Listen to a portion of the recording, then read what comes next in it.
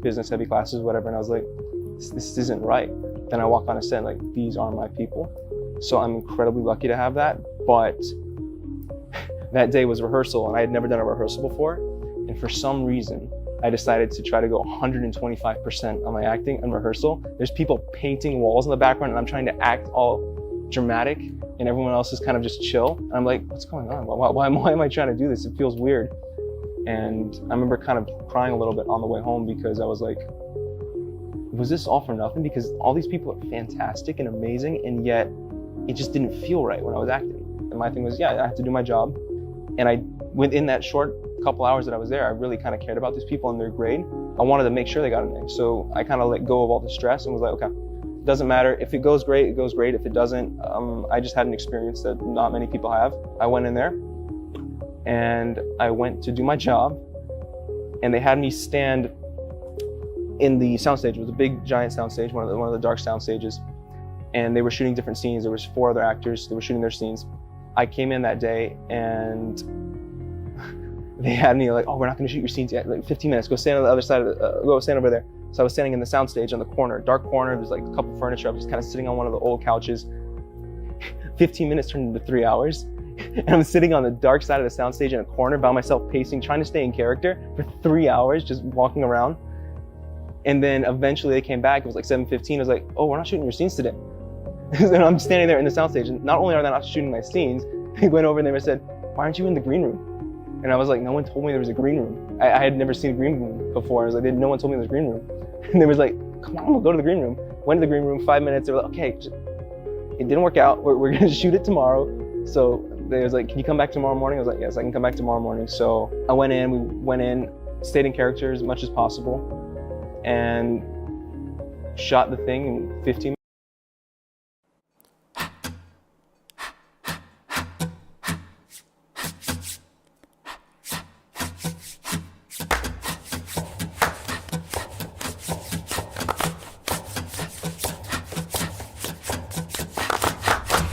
Musician. I don't need any music. I don't need you either! Shut up! Let me out. Let me out!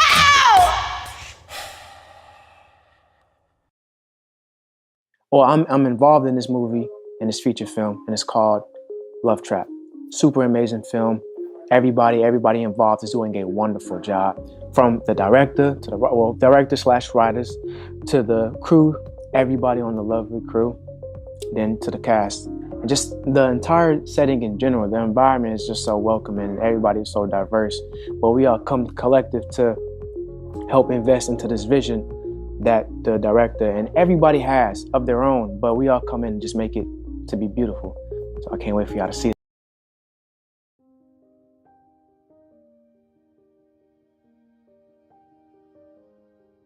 One of the stories that stick with me the most, really short, it's not gonna be a long story, is I cry every time I watch the end. And it's like not a funny story, but it's like, bro, you know what's gonna happen, and it gets me every single time. I know I mentioned it earlier, but it gets me every time, because not only am I proud of the movie, I'm proud that I was alive to make the movie. Like, I remember trying to harm myself, and I didn't want to die. I just didn't want to be alive.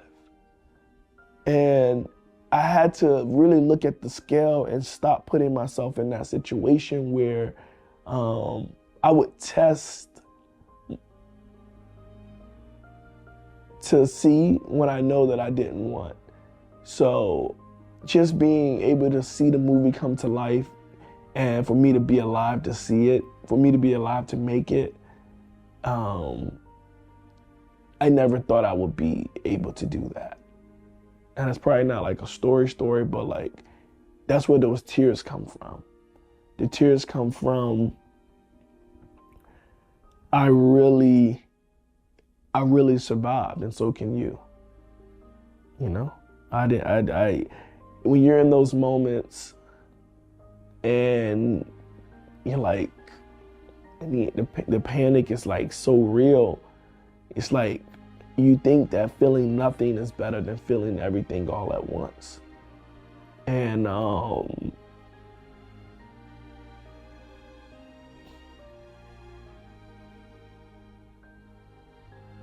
it's like,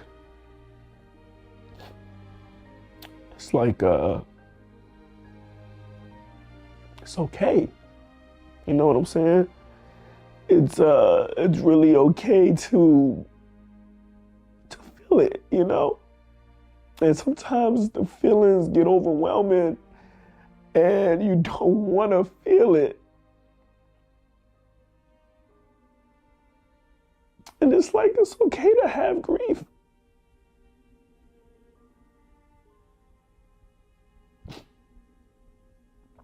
So I named the movie Good Grief because it's okay to grieve.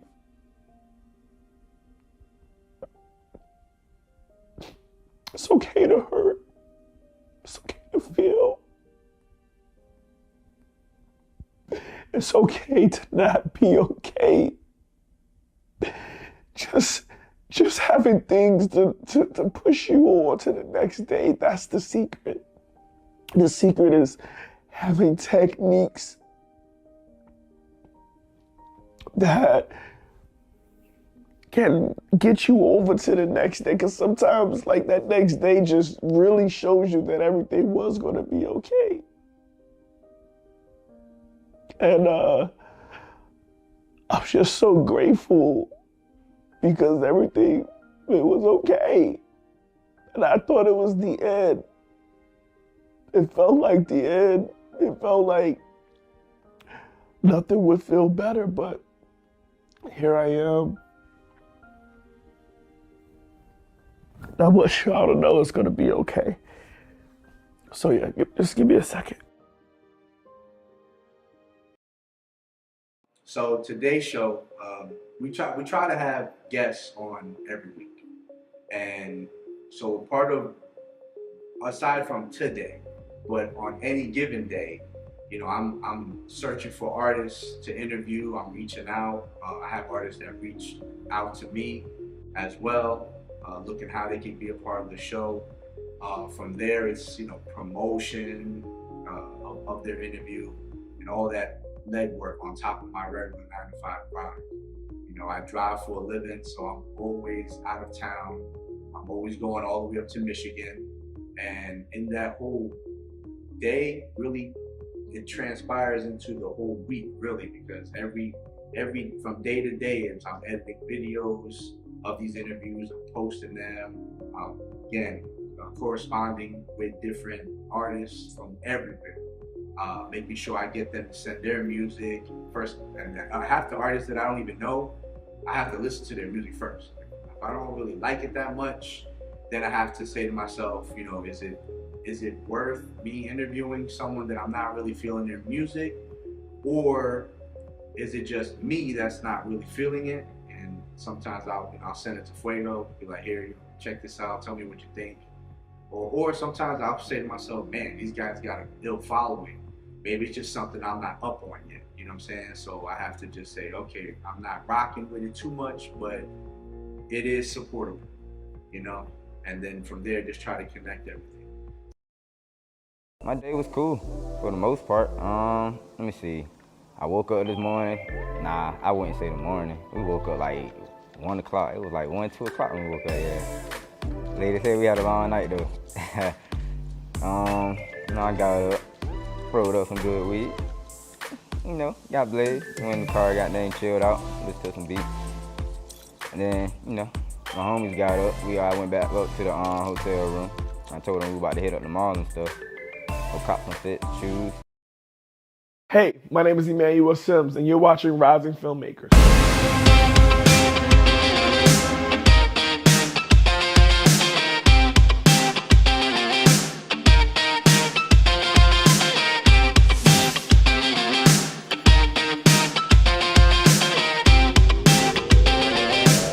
Welcome to the Rising Filmmaker series featuring Emmanuel Simms, MFA, here with us today. We're here to explore his passion for film and his journey to the big screen.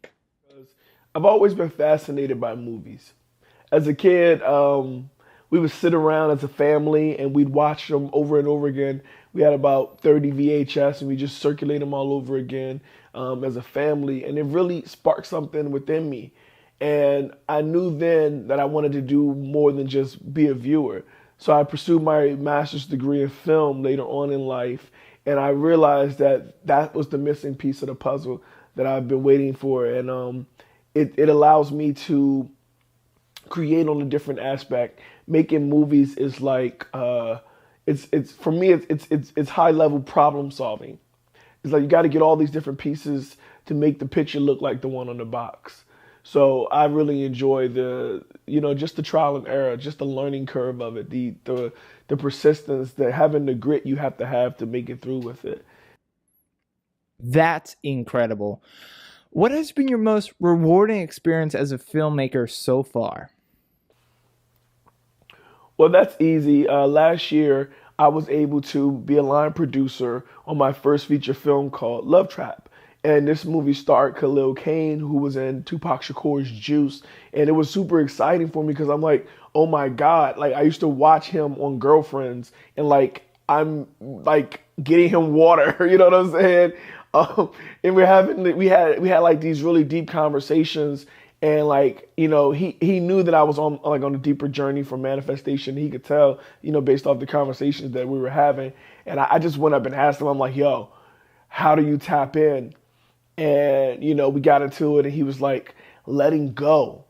When you let go, you're able to really be into your character. And I was like, yo, oh my God. Like, but I literally was like watching him on TV and now I'm line producing a movie with him in it. So I can't say it gets no better than that. You know what I mean? Why do you think it's so important to have diverse voices represented in the film industry? I think it's very important to have every culture, background, or perspective represented in film. It gives people an opportunity to see themselves on screen. And it's these stories that I believe could spark the decision to actually make real change in the world. So we want to inspire these people, and I think representation is key. That is a great point. As you continue to make films, what message do you hope to spread? I want to inspire people with my films. I want to give them a sense of hope and optimism that if they really do try, that they can receive the outcome. I do believe that fear can come in so many different forms that we don't even notice that it's there. And in times, I want people to know that they can still make it even though they're afraid, even though they're not sure that the outcome's going to come out, but they still pursue it because everybody that's gotten past that next step knows that the further that you push, the more you find out you can do. So I just want to inspire people to do that. And hopefully we can spark a new generation of creatives. That sounds wonderful. Thank you. Finally, Mr. Emmanuel Simms, what would you say to any aspiring filmmakers out there, such as myself? I would say don't be afraid to take chances. Dive right into your goals. Some things will work out, some things won't, but you'll never know what you can do until you try. So just get creative. Don't worry about all the details right now. Just get started and just chase your dreams, and I believe in you. And I'm proud of you right now for even just getting closer to this step. The fact that you're viewing me now, it says that you really want to further pursue your career and you're trying to get to another place in your life. And I just believe that you can get there. And I'm here to support you because you're no longer doing this alone. Welcome to the community. We'd like to thank Emmanuel for joining us because we are about out of time. It was an absolute pleasure having him here with us today. It was great to know more about him and his passion for film. We'll see you with the next rising filmmaker. Thanks for watching. And thank you guys for having me so much on your platform.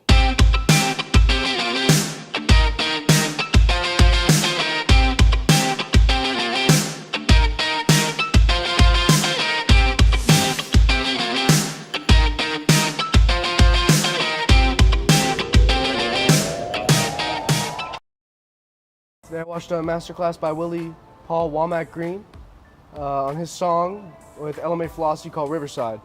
And I picked up quite a lot of important information on stuff like compression ratios and learning how to mix low end. I have a lot of low end frequencies in my music, and for me picking up on any sauce or valuable information that has to do with making your low end sound as clean as possible, that's always valuable for me. You know, a lot of rap music today, a lot of trap music, house, all the music that has a lot of heavy low end is very moving in a certain direction, but we don't see the mixes growing in quality a lot of the time, and that's something I want to take in when I do my music as a trap, rap, and reggaeton. I got into work, and then I put my new pair of shoes, because technically you're not allowed to wear outside scrubs inside, so I put on my second scrubs, and then I put on my second different shoes, and then my second something to cover your hair. And then I went inside and I worked in decontam today. It was so fun. One of my gloves broke and I had literally human fat and veins in my gloves. So it was like all over and it just spilled out of this instrument. And I was like, okay, that was really fun. So I ungown, I scrub everything with hot water, put on another PPE on, and then I had a lot of eye trays, a lot of heart trays, and I was by myself in decontam because I'm always working solo. Hello and welcome. My name is Emmanuel Simms, and I'm thrilled to have you here, a part of our Lights, Camera, Action film program. First and foremost, I would like to express my sincere gratitude for you choosing this course to embark on your film journey. Filmmaking is a powerful art form that allows you to tell stories, evoke emotions, and create lasting memories. And in this course, we'll dive deep into the world of film production, exploring everything from generating creative ideas to showcasing your finished film. Over the course of our time together, we'll discuss the fundamental aspect of filmmaking, including camera operation, lighting, sound, directing, and more. You'll gain practical knowledge and hands-on experiences that will allow you to bring your vision to life. I want to emphasize that this course is for any individual, all ages and background, who may have a passion for filmmaking. Whether you're a beginner eager to learn the ropes, or someone with some experience looking to enhance their skills, there's something here for everyone. I'm here to guide you every step of the way, sharing my expertise and insight gained from years in the industry. But it's not just about me teaching you. It's also about creating a supporting community where we all can learn and grow together. So get ready for an exciting experience filled with creativity, discovery, and the joy of filmmaking. By the end of this course, you'll have the confidence and knowledge you need to plan, produce, and showcase your film. Remember, this is just the beginning of an incredible adventure, and I cannot wait to see what you create. So let's jump in and make some movie magic together. To Hall of Fame, we're there all week at the ISS, International Student Society. It's ISS on Discord. So I just got here today to meet these people. So these are my club friends, and they're the very best friends you own. So ISS is the International Student Society, and I am part of that club. I'm very popular on Discord, but to meet these people in real life have really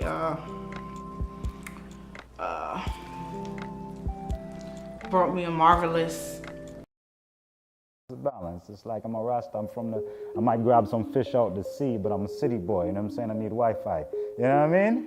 I'm an urban Rasta man. Urban, actually people misconstrue the term and think that it means black. Urban means city. So, you know, if I'm an urban Rasta, I was born in Queens, New York, Jamaica, Queens, no doubt. But I am Jamaican, you know what I mean? Spend time in Jamaica and in Jamaica, Queens, funny enough.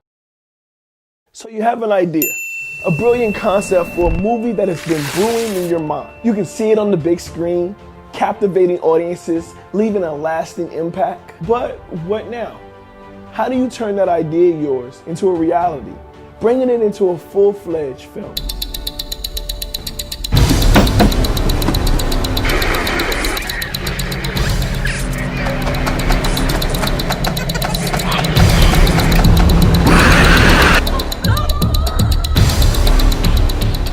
Crazy looking chick on the screen. Get you on that. I got so many women problems. My X chromosomes, they ain't never show up.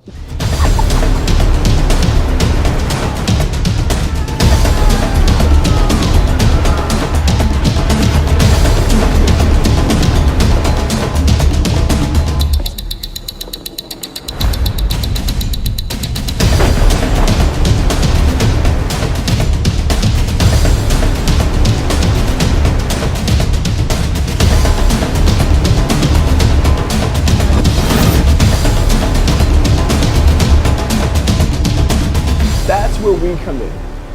We're a team of experienced producers who specialize in turning your ideas into reality. We take your vision and guide you every step of the way, from concept to the screen. And the best part, it won't cost you a dime to learn how we can turn your idea into a motion picture.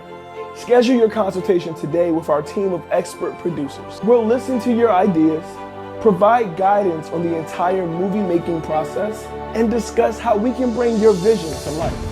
So don't let your movie get stuck living in your head. Take action now and schedule your free consultation with our team. My name is Emmanuel Simms, and I'm here to help you bring your movie to life into the big screen.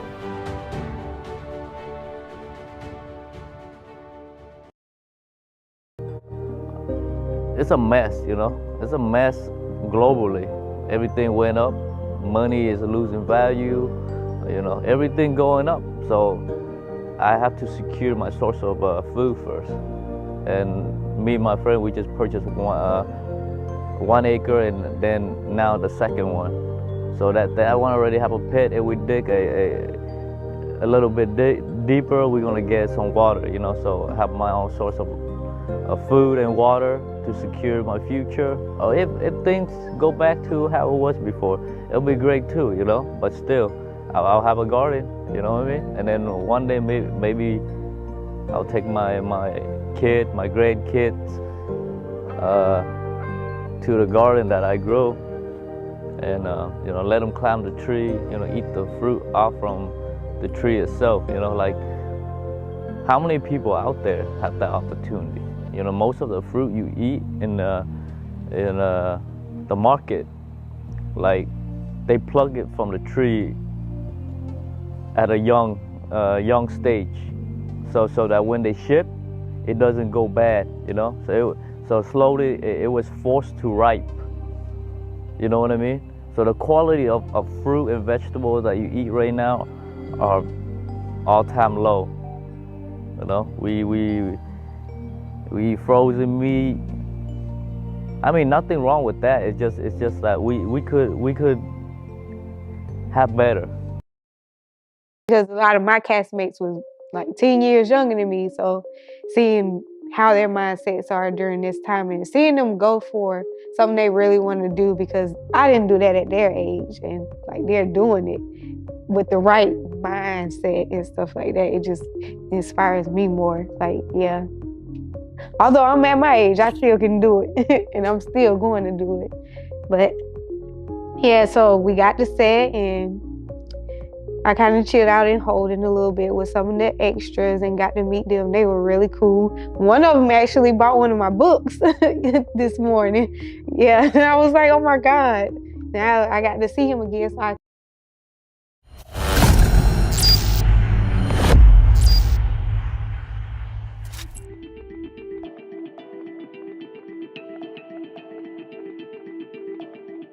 I feel as though, number one, my purpose is to be a mom. That's first things first. But to also just touch everyone around me. So since a kid, my mom has instilled to just help. My purpose in life is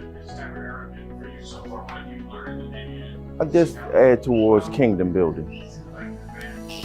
So I make people happy. Like, so that being said, it just makes it easy. I get up every morning and do what I do, and you know, people are happy.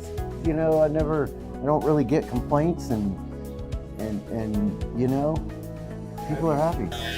No, I've been a Christian all my life, and grew up knowing that only what you do for Christ will last. I've helped friends come from Florida and brought them into my place. I've helped people build their businesses and brands and help style their brands and shoot their brands, photography and things like that. So I feel as though my purpose is to put my hand in each pie and kind of help everybody go along.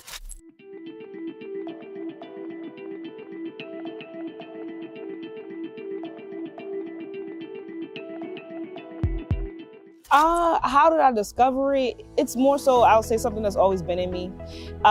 Elementary school, I'm the kid that you know you could go to ask for $1 or $2, or I'm that friend that if I'm going to get a slice of pizza, you know you're getting a slice of pizza too. So it's just always been me, genuinely. I believe in speaking those things that aren't as though they were. However, when my grandmother told me when I was a kid that you was gonna be a preacher, I kind of like saw that she spoke that into existence. And as much as I understand the things that's going on in the world today, I know that those are the things that matter today. The world's gone in so much turmoil, and the only thing that matters is what you do for the kingdom. The motivation for me is just me. Like, I feel as though I deserve more. I have always wanted and yearned for more. I was that kid that wanted to go to NYU. I didn't have the $50,000 a semester, but I wanted to go to NYU. I had always had big dreams. I wanted to be the next Bill Gates. I wanted to be Duff Goldman down at Charm City Cakes down there. I've always aspired to be the next great. Well, one, don't give up. And one of the things that I do sometimes, because easy does easy. And I say that all the time, okay? And what I mean by that is when you wake up in the morning, you go, oh, I got school. Oh, I don't have to go. I can go tomorrow. Count backwards, do something, get up, do something to get yourself out of that, and then get up and go do what you gotta do.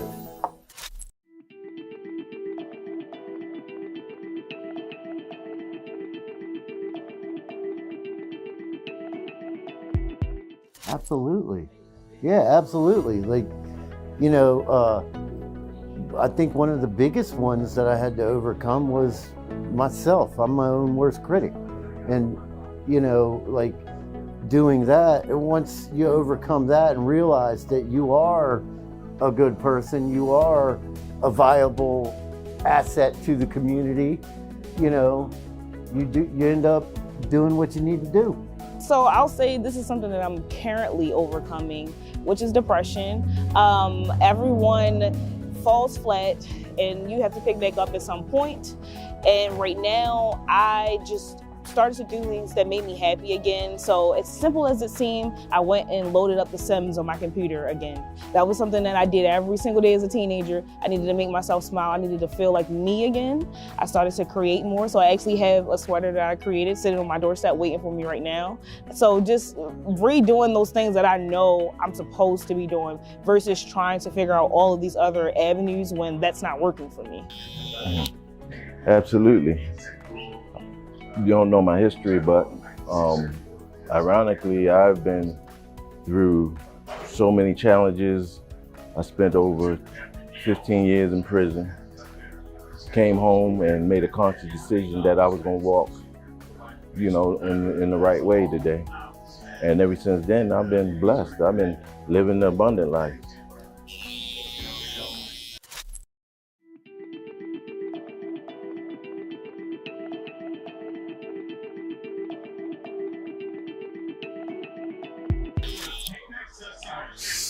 Stop settling for less, because you were created for so much more. Those things that easily beset us are the very things that keep us from moving forward. And while we're so oblivious to why we're here in the first place, chance happened to us all. But the reason that it happens to us all because we're not wise enough to know when misfortune will occur. So we're living a life and we're chasing dreams that's you know, that's temporary. But if you're chasing a dream that's eternal, that because you know there's a higher place and you were created for more for a purpose. Purpose living, a purpose-driven life have you reaching for things more than what's tangible, but supernatural things. We do what's required in the natural, but when we on a rise above circumstances and rise above things that easily beset us, we have to understand that we were created for so much more. And that's my mindset going forward. Regardless of where you know, when I fall or when I get back up, because it's never about the fall, it's about the getting up. Because the just man falleth 7 times, but what makes him just is that he got sense enough to realize he can get back up and get back in line. This is for all of the smart kids in this world. Just because you know it doesn't mean you don't have to do it. That's where I went wrong. Every answer on the notebook, I knew it. Every answer on the test, I knew it, but because it wasn't challenging for me, because I didn't feel like I had to do it, I didn't do it. And that hindered my grades, of course. So you can go to your teacher and say, oh, can I make this up? But why didn't you just do it when you had the opportunity to? That's genuinely, just do it. Like, take every opportunity that you are given, because if you don't, you're gonna find yourself wishing, and wishing will not get you anything. Take the opportunities. I'm Jada. My name's Dave Cutlip. My name is James Cusack, and that is my why. And that is my why. That's my why. You can find me on all social media platforms at How Dope Is Jigga. Yeah, I gotta get my grandma put her on a soapbox a little bit, because she lived a beautiful life. 9 siblings, 5 children. She was Mary Kay elitist. I mean, that was she could sell Mary Kay to a man, overweight, middle-aged man. She would sell him Mary Kay. Like, she was that good. She just walked, her line was, oh, your skin looks so nice, what do you use? Bam, you're in there. As soon as you talk to her, it's a wrap. You're buying a whole package set. She even got the car and everything. You like the pink Cadillac? My grandmother got the pink Cadillac. She ended up not doing the Cadillac, she ended up doing a Grand Am, a red Grand Am instead of the pink Cadillac, but she still got a car from Mary Kay because she was that good. She was that top tier right there. So you don't think it's much, but she really, for being a woman from a different country, she's Jamaican, my family's Jamaican, that's my heritage, coming from Jamaica, being brought up by the Kennedys, which is actually interesting. She got up on the work program from the Kennedys. JFK had been shot already by that point, but the family still needed the help or whatever, so they brought her up to assist. She helped with the kids and things like that for a little bit on the work program. Next thing you know, she's in New York, and because socialization is a big thing. Remember to socialize. Remember to teach your kids to socialize. The antisocial thing is cute, but it's not going to help anyone in the long run. Teach them to be social in just about every environment, because she was able to socialize. Like I said, a little woman coming from Jamaica, a little immigrant woman, the way she was able to get a house, one of the first houses in Queens as a black immigrant. There was no black, it was all Jewish owned. So she had the first little corner house in Queens, had the best yard and everything, and she got it first. Well, they really overcharged her just because she didn't know better. They really charged her too much money.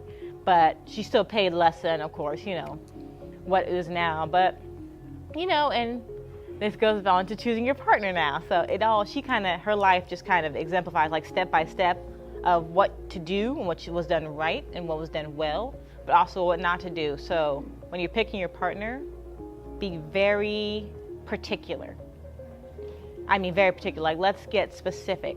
Not just in the, I need 6'6", 6 figures, 6 feet, 6 pack, right? The 666 rule. No, you need to have it be more genuine. Does he speak to you kindly? Does he rub your feet after a long day? Is he thoughtful? Does he remember small things, little things that you love, little things that you enjoy? So find someone does he help you grow? Like, is he an asset to your life instead of a liability?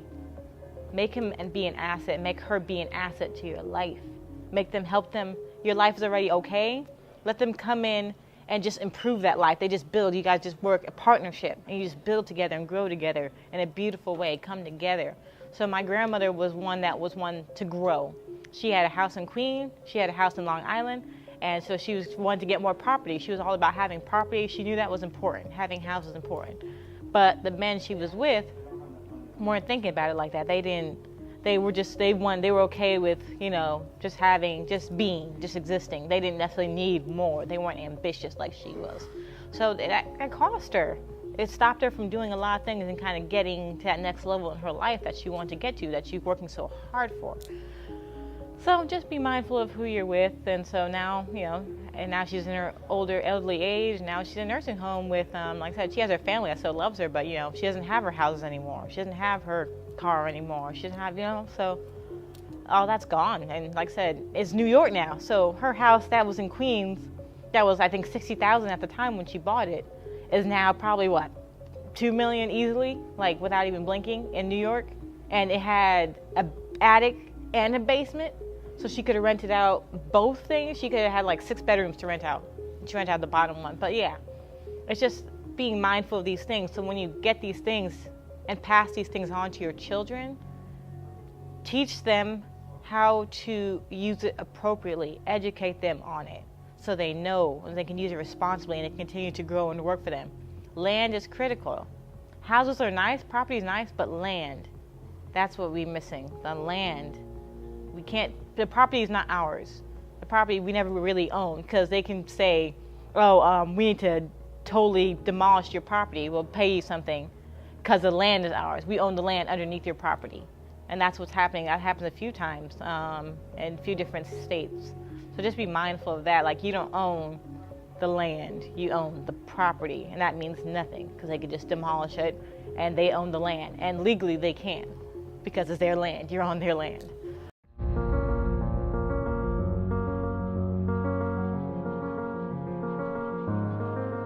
You have the white picket fence, palm trees slinging in the air, and clouds that are so close to the earth you can almost touch them. They just sit up there living their best life, bro. Clouds got the best job. You ever think the clouds get depressed living their best life? Of course. How else would you explain the rain?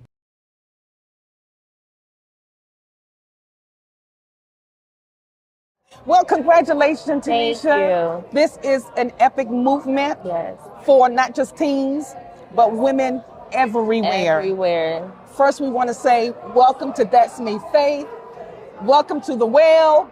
Welcome to God's Ordinary People Blog Talk Radio Show. We are so excited to have you and your wonderful husband, Minister, Pastor, Elder, Gosa with us, the king who hails the queen. Yes. And so we are so excited to have you. I know you had a long day. You are fabulous. Thank you so Your much. whole venue is amazing. You Thank guys you. should have been here. Yes. It's amazing. Thank you. Your books are gorgeous. Thank you. They are fabulous. Yes. Honey, when I say you put royalty out there to the world, you put it out there, right?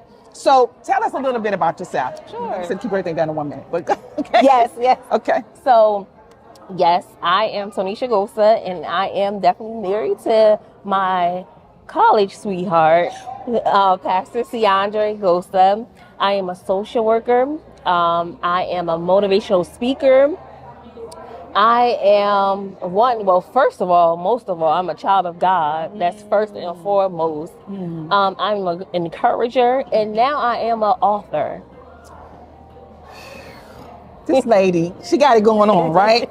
Okay, so your journals are geared towards teens. What was the motivation behind that? So actually, I have one geared towards teens, and the other is geared towards women as a whole in general. Okay. And so what motivated me was that when I was given my first journal at 12 years old, and so and I still have it. Down through the years, I've been journaling, getting my thoughts out there, writing the vision and making it plain like the scripture says, and just putting down goals and aspirations. And I felt like now was the time, because of everything that we're experiencing in life as women, as people, was a time for us to really sit down and be able to get out our thoughts, be able to really get out and write the vision and make it plain. And in working in the mental health capacity, journaling is like key. I encourage my clients all the time to journal, because you're able to get out whatever you have in, you got to get it out somehow, some way. So why not put it down on paper? Well, there goes 2 questions on the list. Okay, so you've gotten here. Yes. What's next? Oh, what's next? This is big. Yes. This is epic. This is a movement. Yes. And what better time to do it when we're celebrating women? Yes, exactly. What's next for you, Tanisha? So I don't even know all that God has in store and what's next. I do want to get out and get into the community. I do want to get into the schools. And I do want to get into different women's groups to spread these journals. I don't know, a tour might be next. See, that's what I'm talking about. A whole tour. This is amazing. Yes. Can you imagine TD Jakes, Sarah Jakes now, giving you a call and saying, I've seen your journals. Wow. We want you to come. What's your response? When? I'm coming. I'm coming because I'm at a point in a season in my life where I'm just stepping out. I'm like Abraham. I'm just stepping out. I don't know where. I don't know how. Even the fact of being here in Delaware, how I got here was an Abraham experience because I didn't know anybody here. I didn't have any family here or anything. So I came out here for school by myself, and look what I've gained in the last 16 years. So I'm just remember what he did for me when I left from Jersey to come here. I'm remembering that even as I go forward in this next journey in my life. 2 inspirations. Who were 2 inspirations in your life? 2 inspirations. One is definitely my husband. My husband, hands down, we're young. You're a young couple, and my husband has been there for me. Whatever it is that I envision or want to do, he is wholeheartedly there for me, encouraging me, pushing me. He always tells me, if God is in it, then go forth and be great. My God. And then the other inspiration is on yesterday, we funeralized our great-grandmother, my husband's great-grandmother and my great-grandmother-in-law. And so in honor of her, she is my inspiration because she raised 8 kids by herself and was a trooper even throughout her illness and her sickness. So she's another inspiration. And I actually gave her she's on the front of my journal. And I gave it to her 2 weeks before she passed away. Wow. And so we had her actual journal set up here at the book signing today. How long did it take this journey to get started and really get out there? I had the vision back in, I would say like 2018, maybe. And so I, thought about it, put it down, thought about it, put it down. And so it really took off, I would say, last year. So it took me about a year to really say, okay, this is what we're going to do. This is how I'm going to do it. This is what God has given me to birth. Yes. Well, you wanted to say something? No, you're Oh, okay. One celebrity, if they got their hands on your journal, who would you want to have their hands on your journal? Come on, Oprah. Come on, Oprah. Come on. I think my son prophesied that. Come on and get it. Yes. We are so excited and so honored to be in your presence. We hail you queen for this month, Black History Month. You are a trailblazer. Amen. And we are so proud of what you've done. You opened up a box for so many young women and women to get out. Yes. The top is off right here. It's off. The top comes off right here. I believe that there's going to be a movement in this church alone, just for the people that have gotten these journals, lives are going to be changed. Amen. Because your heart is so sweet and so pure. Yes. And the anointing that rests on you guys' life and the love that you have for God's people. Amen. I'm saying this from a conscientious observer from the distance. Yeah, man. So we see your fruit. Amen. This is evidence of your fruit. Amen. We can't wait to see what God does next. Yes. Did you want to say anything to our listeners before we close? I would encourage your listeners to get out there and, like Nike said, just do it. Whatever your dreams are, whatever your goals are, go after it. You don't have to have everything all together. You don't have to have all the I's dotted and the T's crossed. As long as God is in it, He's going to make sure that you have everything that you need. So go forth and be great, because greatness is in you. And is there any contact information that you want the listeners to know where they can reach you? Absolutely. So I have Facebook, and you can find me at Tonisha Gosa on Facebook. Also, Instagram is Mrs. Tonisha Gosa. And also I have TikTok, it's T Gosa. And then you can reach me by email. It's tonishagosa@gmail.com.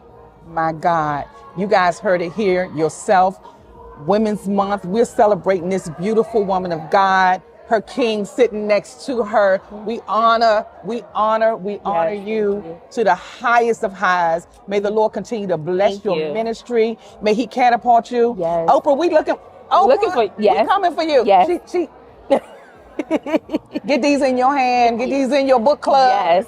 Because we coming for you, Yes. Oprah. God bless you. Thank and you so thank much you for the again. opportunity. Thank you. Yes, thank you. Thank you, Minister Pastor Elder. We appreciate y'all. May God continue to bless you. Thank you. And continue to drag and pull and take y'all to the lowest of lows. People that don't know God. Yes. Get their hands on these journals. Yes. Well, we're going to help you make sure they get them, especially the people in the hood. Yes. Because we from the hood. Yes. Yes. So I come to you from That's Me Faith, from God's Ordinary People Outreach Ministries, also from At the Well Blog Talk Radio Show.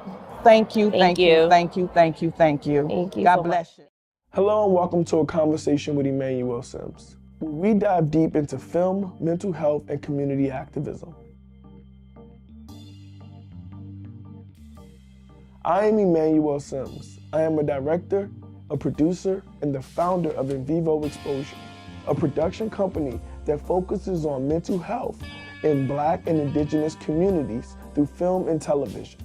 Throughout this series, we'll be discussing intersections of mental health and the arts, exploring the power of storytelling to heal and inspire, and examining the ways of which we can use our platforms to affect positive change in our communities. As a mental health advocate and a creative, I believe that we all have the power to change the world around us. Through my work through film and television, I plan to shed light on the issues that we have in our communities and hope to inspire social justice and equality for all. So join me on this journey as we explore the power of storytelling to transform lives and make a difference in the world. Together, we can create a brighter and more inclusive future for us all.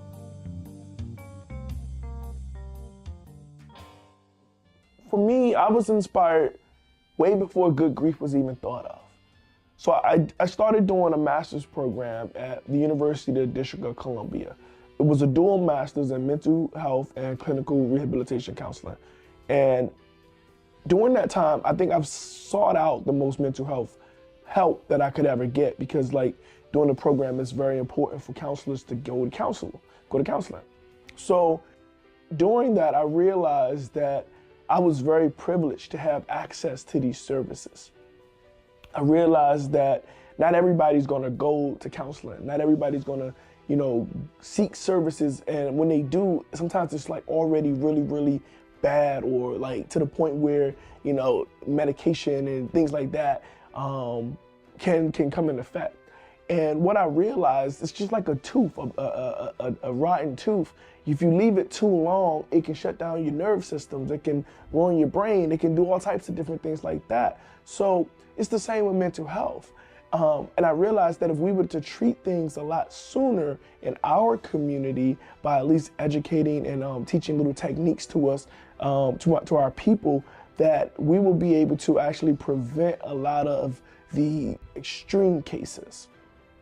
And I say that because just me being aware that anxiety was real, I was able to go back to all of the times that I had a panic attack and said, oh yeah, I know why this was caused. I know what I could have did differently then, but I didn't have those tools now. So in Good Grief, I teach a grounding exercise.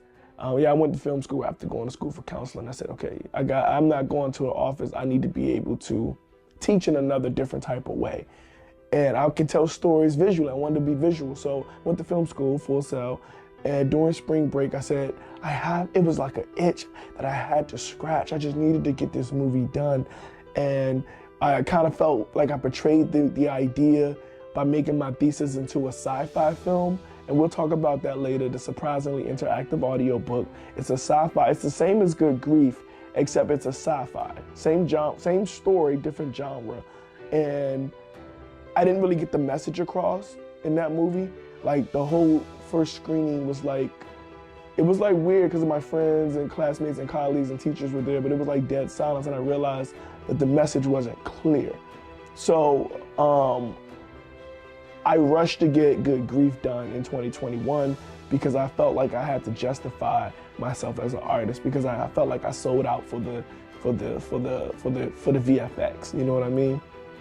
And I didn't really stick to my mission of teaching this grounding exercise. But I got lucky because during spring break, I was able to shoot this movie with some friends. We had a skeleton crew, literally whoever was available in Florida from film school, and we got together and we shot this movie. And it was important to tell this story because I wanted people to know how to do the grounding exercise. I wanted to teach how to bring ourselves back into the present moment. I wanted to educate what ruminating was. Watch this clip here. But for real, you should try grounding. You ever do that before? Just thought about it. Simple, man. It's the way you use your 5 senses to bring yourself back into reality. A lot of times we get lost in our head, and let me tell you this, ruminating thoughts hurt like hell. Nah, man, you know black people don't be messing around with that meditation stuff. It's not meditation. It's grounding. You don't even gotta close your eyes. If you don't trust me, at least trust yourself. So like I mentioned, I felt like I kind of sold out when it came to the surprisingly interactive audiobook. Although it was supposed to have the same sentiment, I didn't include the grounding exercise, which it was like, okay, it wasn't there. So when it came to Good Grief, which was the original story, before the surprisingly interactive audiobook came up, Good Grief was the original story, and the audiobook was originally in Good Grief. So in the original story, Omri would come home and he would be depressed, and he would throw his bag on the table, which would alert the audiobook. When the audiobook was to come on, then Demi would show up, which was the character that I played in the original. And once he showed up, he would guide him by just being there. Now, in this new remaster, you hear the intro of Mindful Manny, Emmanuel Simms, you know, myself giving that audiobook introduction. You're listening to the audiobook, find yourself in a comfortable position. And in the first movie, we didn't kind of give that. It just showed him going through the ups and downs, the trauma of not having quality health insurance, which was giving him people who didn't really care or just looked at him as a number, rather than trying to, you know, be empathetic. They're like, hey, you know, we'll get some more out the cage next week. And he's like, you know, just he's already going through it, and it's like the people that's supposed to be helping him aren't helping. So it's like, I'm at the end, you know what I mean? And this is the true story based off my life. I was listening to audiobooks that saved my life. Shout out to Audible, let's do something. Because I was listening to audiobooks, and that's what was helping me dig my mind out of the rut. That on top of all the mental health learnings that I had, you know, 63 credits in a master's program, that I lost my mind at the end. I was seeking services. So when I say getting back into myself, getting back into my life, finding myself again, I really got to express how powerful the audiobooks was, but I kind of brought that vision back to life. That's what I wanted. And it's crazy how it worked out, because I have an Audible with my different books that are available on Amazon under Emmanuel Simms. You can get audiobooks there. But I also have a mindful meditation that you can listen to on Spotify and iTunes. Yeah, just look up Mindful Manny's Mindful Meditation, and you can find that on Audible and Spotify. I'll put a link right here. So I used a little bit of that as, you know, sync my own stuff, of course. And I have the audiobook there. And there's this one part at the end of the movie, like, and I know it's my movie, but it gets me every time. I get to crying, I get to tears, because I can relate. Right? I can relate to I can relate to Omri. And it was that moment when I knew I was enough, that I knew everything was gonna be okay. And I just wanted to tell a story that just showed how a man on the edge can overcome, you know, even if he just used the tools that he has. And also, like I said, in the movie, I'm giving out the tools of grounding. So that's still there, but I really just wanted to add that audiobook piece, that missing piece that I felt real guilty for not putting it in there.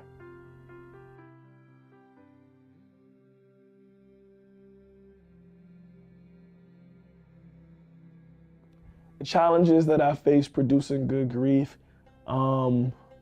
besides the financial situation, of course, one of my friends from Florida gave me $300 and rented me an Airbnb. Besides all the students that were in film school at the time were on spring break, I had about 7, 8 amazing people come and help me bring the movie to life. My roommate played as Armory, John Blanks. We're roommates, and he lived across the hall. We fought daily sometimes, but we worked it out, and we became friends, and we not like fought like physical. We roommate battle, like wash the dishes, like stuff like that. But he helped me bring my vision to life, and it meant so much to me. Taylor, she helped me just get organized. It was just having my friends there made the lack thereof better. Connor McDaniel was my first AD. Tiffany, Juliet, Maisha, I really appreciated her. She was so supportive. Like just having a team bring the dream together, like no matter what the hurdles were, I wanted to rush it to have it ready for a premiere at the Enzium, and it didn't even get screened. So I did I have impulse issues sometimes, and I'm working on it, but it's like I want to get things done when I want to get them done. And sometimes it's like slow down and like take your time, and you can provide quality. And that's what I wanted to do with this director's cut. I wanted to really not just settle for completion, but get my complete vision across. So yes, in Vivo Exposure, we're focused on helping artists heal, helping the community heal by teaching them to critically think. That's our mission.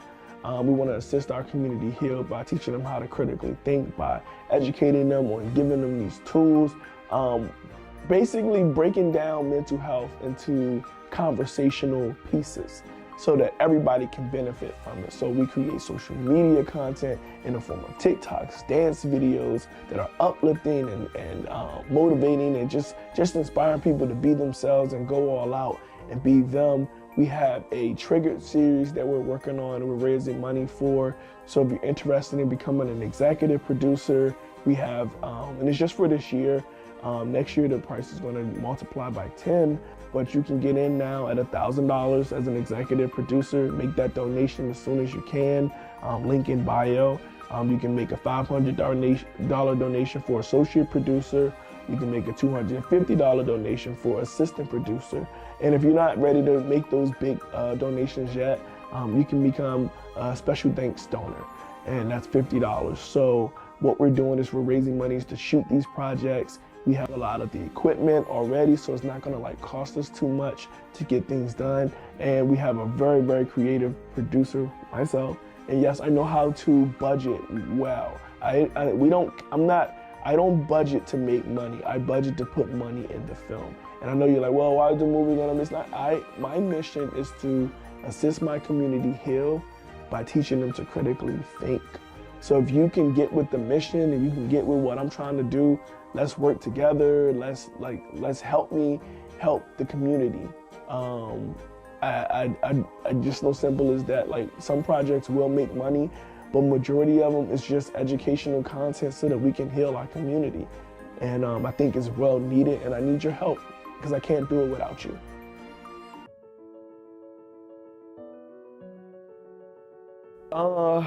Yeah, so one of the stories that stick with me the most, really short, it's not gonna be a long story, is I cry every time I watch the end. And it's like not a funny story, but it's like, bro, you know what's gonna happen, and it gets me every single time. I know I mentioned it earlier, but it gets me every time because not only am I proud of the movie, I'm proud that I was alive to make the movie. Like, I remember trying to harm myself, And I didn't want to die. I just didn't want to be alive. And I had to really look at the scale and stop putting myself in that situation where I would test to see what I know that I didn't want. So just being able to see the movie come to life and for me to be alive to see it, for me to be alive to make it, I never thought I would be able to do that. And it's probably not like a story, but like, that's where those tears come from. The tears come from, I really survived, and so can you. You know, when you're in those moments and you're like, I mean, the panic is like so real. It's like you think that feeling nothing is better than feeling everything all at once. And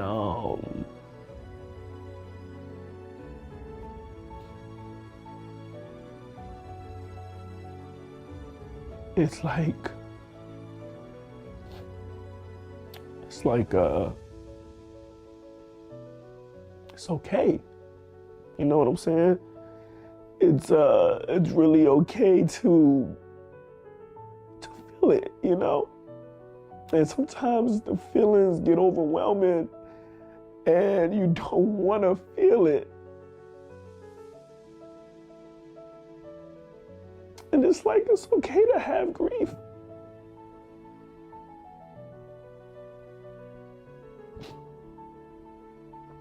So I named the movie Good Grief because it's okay to grieve.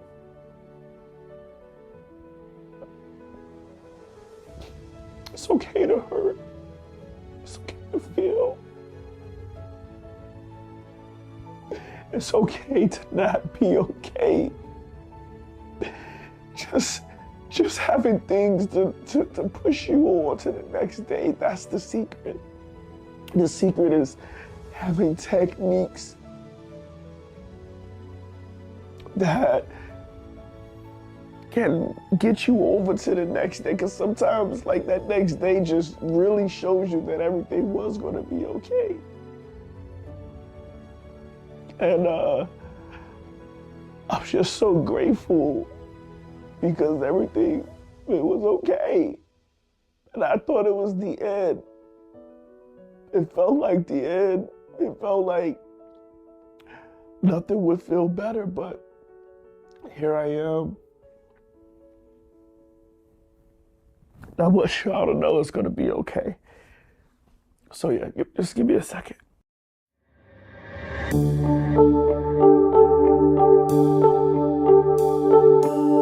That's a way to bring it back. Okay, good shift. Whoever's producing this is doing a really good job. I'd have to say that when I got to live in China, I really learned about innovation. When there's limits, there's innovation.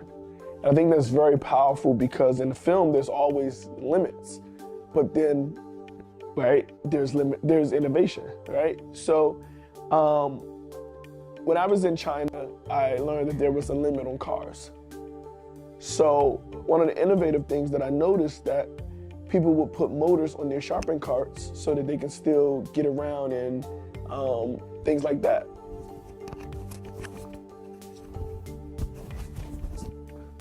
Sorry. And people can still get around and, you know, not have to just push the carts, but have a little motorized push with it. And I thought that was super innovative. I learned that in China, the way they keep their GDP up is that they keep the cycle flowing, basically. So if like they keep the carpenter building, they keep the masonry making the cements or however it works. I may be getting all of this stuff wrong because I honestly got a C in those courses. I started skipping school and being an entrepreneur while I was in China. So whoever came up with these questions, really good questions. But yes, no, I really did learn that as long as you keep the cycle going, as long as you keep oiling the well, as long as you keep working at it, everybody will be able to work. And in film, everybody has an opportunity to work. From pre-production, from idea to post-production and screening and wherever you go with your film, there's an opportunity for everybody in every skill, from sign language to artists who draw paper, to people who do paper mache, to people who style rooms, to people who make music, to people who just, play music. Like, there's so many opportunities for everybody in the industry to work together from every form of art and create this masterpiece. And the more that you work with, the more that you can add and invest into this creative piece. So that's what I learned when I was in China. It's like, when there's limitations, just get innovative. When there's limitations, make innovations. I'm trying to make something round, but whatever. But it's like just keep working, keep redoing, keep the cycle going. And when there's limitations, have innovations. And that's how my Chinese history and economics play into my my film and directing producer. I'm innovative. It's gonna work out. That's a good twist up in the twist. Thank you, guys.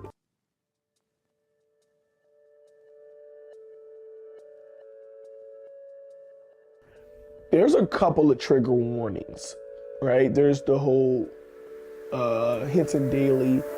There's dark humor. I wouldn't say that it appeals to a wide audience. It's totally niche. People who've been through stuff,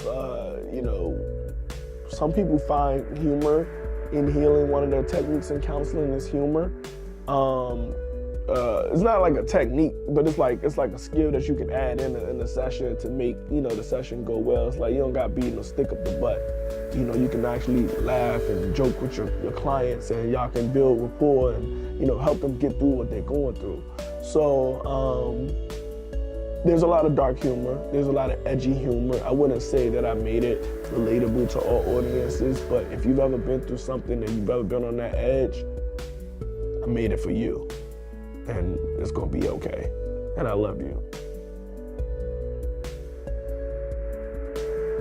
So when I first released it, I did get a lot of good feedback. Now there was a lot of, from my film students and film people, there was a lot of, hey man, you could've did this a little bit better. I'm like, yeah, it's a good movie, yeah, it could be done better, but how do I make it better? And I needed money.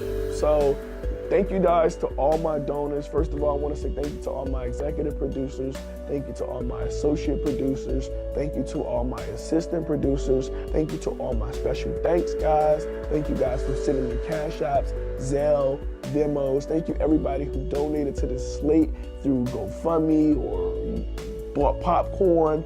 Whatever you guys have done, thank you, thank you, thank you, thank you. Because I am not one of these people who are taking your money and putting it elsewhere. I am putting it straight into the films.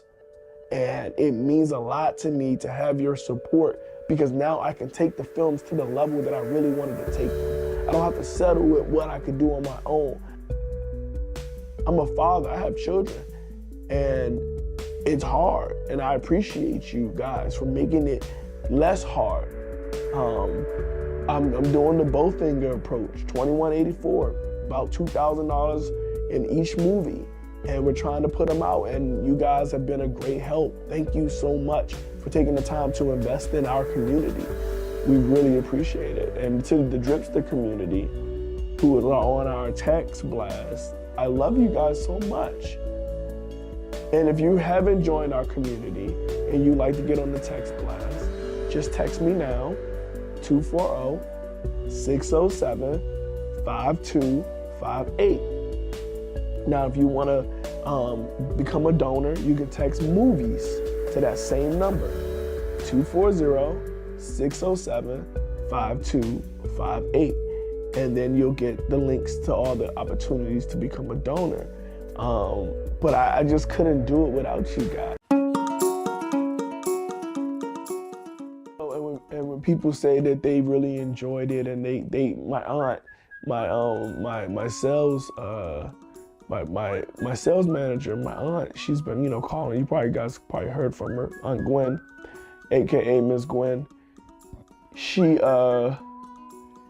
said she was going through some things when she watched it, but it helped her come to light. And it's like, she tell me that every time we talk. I'm like, what is she saying? And she's giving me that feedback. You know, she's saying that it did work, and that's proof. And that's the conversations that are being had, is that just give it a shot. And maybe something in you could be also lit. Absolutely. So after the 2023 Eudaimonia film slate is released, I am teaming up with Brandon T. Jackson as the Vice President of Development at KOE Studios. That's Kingdom Over Everything Studios. We have a release coming out called Trap City, where we star Young Jeezy and Clifton Powell, and I'm super excited about that movie. It's gonna be airing really, really soon. We've been developing movies like Detroit City Cop and Fighting Back, which are gonna both star Brandon T. Jackson and a bunch of different characters. I'm honored to be able to be a part of also the Hollywood and the high independent, but also, you know, the middle class independent, and still make visions and dreams come to life. So if you have an idea, maybe your movie can be the next movie that I help produce, because I'm sticking to my culture. I'm sticking to loving to give back. But that's the sneak peek. Yes, I am working with KOE Studios, and we got big things coming in store. But if you have a movie and you have a story that you want to tell, shoot me a text, 240-607-5258, and maybe I can bring your vision to life. And once again, my name is Emmanuel Simms, AKA the Drip Headmaster himself. And if no one's told you they love you today, remember God loves you, and so do I. And to make it a great day or not, the choice is yours. Dribbity, dribbity.